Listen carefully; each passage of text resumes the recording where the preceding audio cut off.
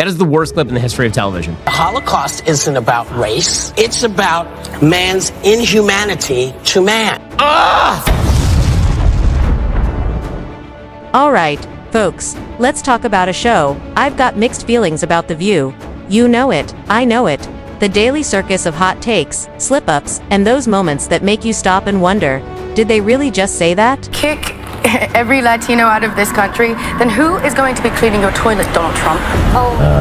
If you thought daytime TV couldn't get more ridiculous, oh boy, you haven't been paying attention to this one. I've had a lifelong ambition to actually be a guest on The View. They'll never have me on, of course, because it would go horrible. If you think daytime TV has already hit peak absurdity, think again. This show proves it can always go further. Let's dive into some of the most cringeworthy moments from The View.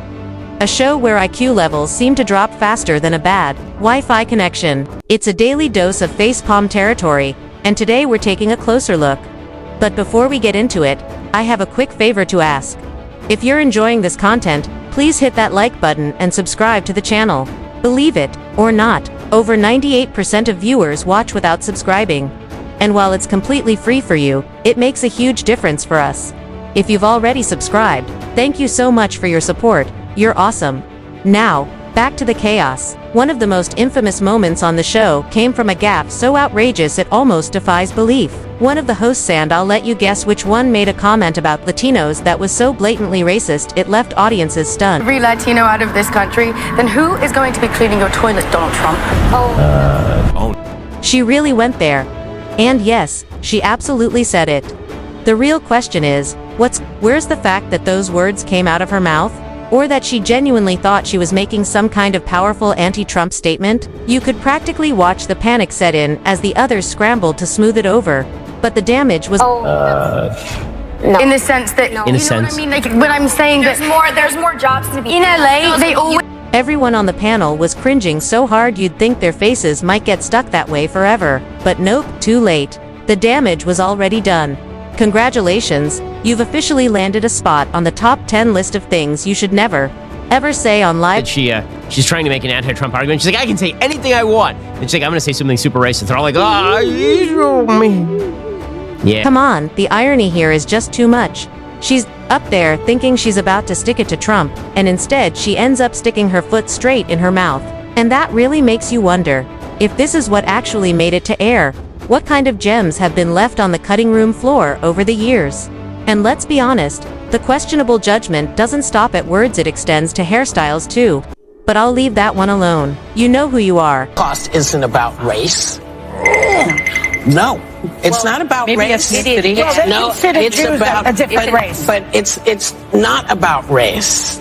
It's not about race. What is it about? Because it's about man's inhumanity to man. But it's about white supremacy. It's not about ideal race.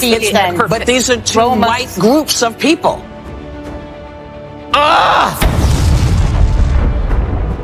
Her hair wasn't the only bad decision she made that day. But let's shift gears. Because now we're heading into a much darker and, somehow even dumber chapter of the show's history. Enter Whoopi Goldberg, a woman who has mastered the rare talent of being both smug and wrong at the same time. One day, she decided to casually drop this bombshell. The Holocaust wasn't about... Worst clip in the history of television. Ask the Nazis. The entire Holocaust was about race. All of it. Which is why they didn't just pick on Jews who observed Judaism. They picked on anyone who had quote-unquote Jewish blood. The entire thing was about race. What's worse is the way she tried to water it down to man's inhumanity to man. It's about man's inhumanity to man. What do you even say to that? I'll tell you what should have been said. Ask the Nazis. The Holocaust was entirely about race. That's not an opinion. That's a historical fact. They didn't care if you practiced Judaism or not. If you had so-called Jewish blood, you were a target. The Holocaust was the very definition of a racist, genocidal campaign. Whoopi's take wasn't just clueless, it was flat-out offensive. How does someone even get to that point? This isn't some abstract philosophy class, debate, it's basic world history. The kind of thing you should never get wrong, especially on national... Genocidal attempt to exterminate the Jews, which has thousands of year-old history. And yes, it was rooted in race. And yes, anti-Semitism is different. And yes, you are a complete stupid idiot. What makes it even worse is the way she tried to water it down, brushing it off as just man's inhumanity to man. Really? So now it's on par with bumping someone's car in a parking lot? No, Whoopi, the Holocaust was a systematic, racially motivated campaign to wipe out an entire people. When you flatten it into some vague, generic act of cruelty, you don't just miss the point, you diminish the sheer magnitude of what happened. It's ignorant, it's offensive, and it's flat out. You men have any eggs or the possibility of carrying a fetus? How dare you talk about what a fetus wants? You have no idea. And let's not forget, this is the same Whoopi Goldberg who manages to see racism everywhere except, apparently, in the actual Holocaust. Bravo, Whoopi. But wait, we're just getting started. Next up, she decides to dive headfirst into the abortion debate. And to the men on the panel, she smugly announces, "None of you have any eggs, so how dare you talk about what a fetus wants?" Strap in for this one, because it only goes downhill from here. Saying that some women can't be men and some men can't be women? Are you saying that unless you have eggs, you're not a woman? Is that what you're saying, Whoopi Goldberg? Also, if that is the new standard, how about women who are postmenopausal? Yes, the classic argument, you don't have ovaries, so you don't get an opinion. But let's break that down for a second. First of all, mager transphobia alert. Aren't we constantly being told that gender is fluid, that biology doesn't define identity? Well, Whoopi, which is it? You can't have it both ways. I have an opinion on what a fetus would think, because I was once a fetus. In fact, spoiler alert, all of us were once fetus. Every single one of us. I know, this is crazy. And you know what I can pretty well guarantee? Fetuses don't like being stabbed in the face and sucked into a... Well, that's a slippery slope. In today's world, Whoopi might want to rework that logic. Because if the rule is no ovaries, no opinion, then are we also saying postmenopausal women don't get a say either? By her own standard, Whoopi herself, who isn't exactly in childbearing years, should sit this one out. Let's at least apply the logic consistently, shall we? But the real kicker is what she had to say about fetuses. Do her words resonate with you at all? To the never-ending parade of race talk. This time at the Miss Universe pageant, Zozibini Tunzi from South Africa gave a speech about how she grew up in a world where women with her skin tone and hair weren't seen as beautiful. Totally fair point, right? She was speaking from her own experience, and there's nothing wrong with that. Something comparing the U.S., Israel, Hamas, and the Taliban as all terrorist organizations. Of course, leave it to Joy Behar to turn a meaningful moment into something painfully awkward. She looks over and blurts out, "Do her words resonate with you at all because you're a black person?" Interesting that a lot of the English language has to be rethought. Blackmailing is negative, black sheep, negative. I can think of a few others if I had the time, but those words are kind of like embedded in our psyches and maybe need to be changed. Why is a black sheep a bad thing and a white sheep is a good thing? Oh boy, it's like Joy reached deep into her bag of liberal white guilt and pulled out the most cringeworthy line imaginable. Please, speak for all black people now. You could practically see the eye rolls happening in real time. And the sad part, this is just scratching the surface of The View's intellectual wasteland. Remember when Whoopi Goldberg actually compared Israel to terrorist organizations?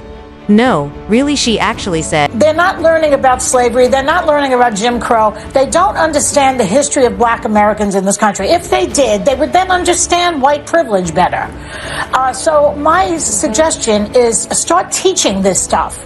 It's deplorable, again, that word, that they do not learn history, period. I mean, people who are young, under 50, don't know who FDR was. On it. Did she clarify? Did she walk it back with any real accountability? Of course not. Instead, she shrugged it off with, "Well, it depends on who you talk to." Ah yes, the classic non-answer. Translation, I said something outrageous, and now I'm scrambling to pretend it's all just perspective. Whoopi, it really doesn't depend on who you talk to. Hamas is a terrorist organization. That's not up for debate. That's like saying, well, it depends on who you ask, whether gravity exists. No, it doesn't depend, there are facts, and then there's whatever alternate reality you're living in. What blows my mind is that people actually turned to Whoopi as some kind of wise elder on that panel. Really? This is the person we're supposed to treat like the voice of reason. Folks, you might want to find better role models. And it's not just Whoopi. Either The View is a collective effort in facepalms. Case in point, Joy Behar once argued that we need to rethink words like black male and black sheep simply because they have the word black in them.